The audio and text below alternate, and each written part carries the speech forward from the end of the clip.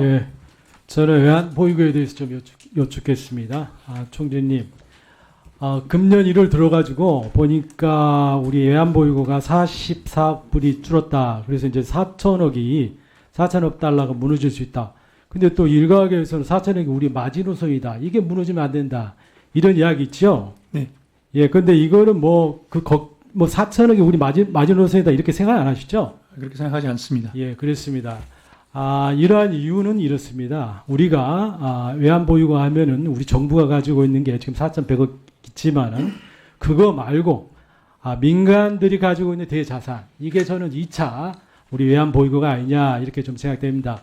그게 1조입니다. 우리 정부 보유고보다 지금 있잖아요. 더 훨씬 더 크지요.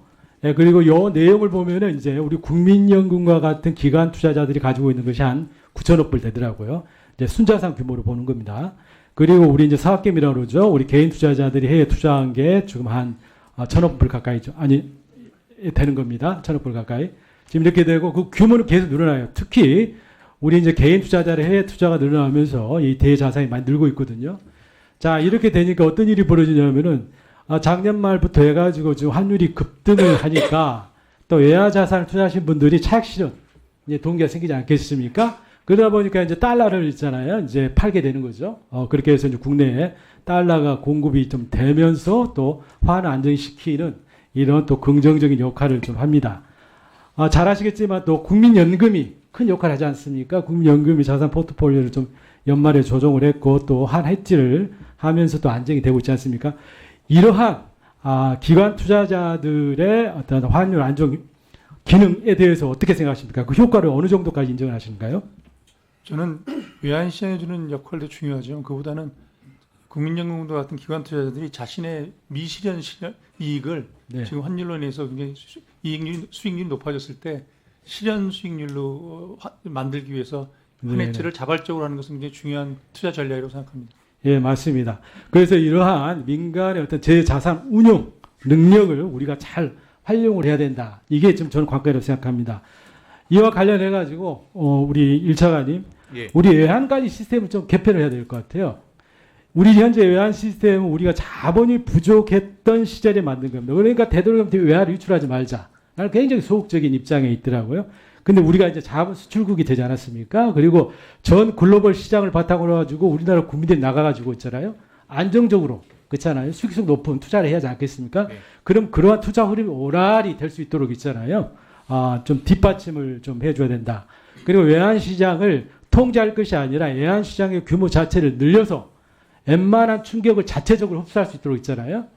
그렇게 바꿔가야 된다라고 좀 생각하거든요. 아마 그런 부분에서 생각이 같으실 텐데 간단히 입장 발표만 좀 해주시죠. 뭐 의원님 말씀하신 취지에 전적으로 공감을 하고요. 뭐 네. 지난 저희가 외환 시장이 좀 흔들릴 때 지난 연말에 차입 한도랄지 과거에 이제 그 규제 같은 것도 좀 회복한 부분이 있고 다만 이제 새로운 좀 위험 요인이 있습니다. 대표적으로 요즘 예, 알겠습니다. 예, 알겠고 다음 두 번째로 그 외환 보유고 있지 않습니까? 포트폴리오 좀 관련해가지고 좀 말씀드릴게요. 지금 전 세계적으로 금을 좀 전략 자산하는 경향이 좀 있지 않습니까? 예, 그래 뭐 중국이라든가 브릭스 국가들이 아마 달러 대신 있잖아요. 금을 보유하고 있는 거 다 알고 있는 이야기고 이게 전 세계적인 추세입니다. 이 가운데 그림을 한번 보십시오. 최근 5년간의 글로벌 있지 않습니까? 외환 보유고 중에서 금 비중이 10%에서 15% 늘어났습니다. 대신 또 미 국채 보유 비중은 55에서 45로 이게 떨어지고 있거든요. 이게 이제 세계적인 추세라 이겁니다. 그리고 이제 최근에 금 가격을 좀 보시죠. 그러면 최근 10년간의 위험을 감안한 조정한 수익률을 보니까 금이 국채의 2.5배 정도 됩니다. 우리 한국은행에서 지금 금 보유를 13년 이후 동결시키고 있거든요. 그 이유 중에 하나가 금값이 너무 변동성이 좀 심하다라는 거거든요. 그런데 우리가 10년 이 통계를 보면은 그렇지는 않다라고 이제 보여지는 거거든요. 그래서 이런 부분에서 좀 인식 전환이 좀 필요하다라고 보여집니다. 지금 우측 상단이 보시면은 각 국가들이 있지 않습니까? 주요 국가들의 외환 보유액 중에서 금 보유 비중을 보면 우리가 너무 낮습니다. 세계 최하위거든요.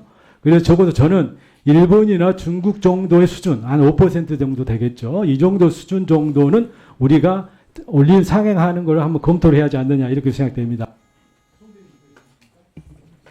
존경하는 안동일 의원님 말씀 참고하겠습니다. 근데 지금 저희들은 좀 이 문제를 중장기적으로 좀 접근하고 있습니다. 지금 현재가 외환보유고를 지금 사용해야 되는 그런 시기에 있고 환율 변동이 굉장히 크기 때문에 좀 안정된 시기가 됐을 때 저희 전략자산 배분에 대해서 다시 한번 검토해 보도록 하겠습니다.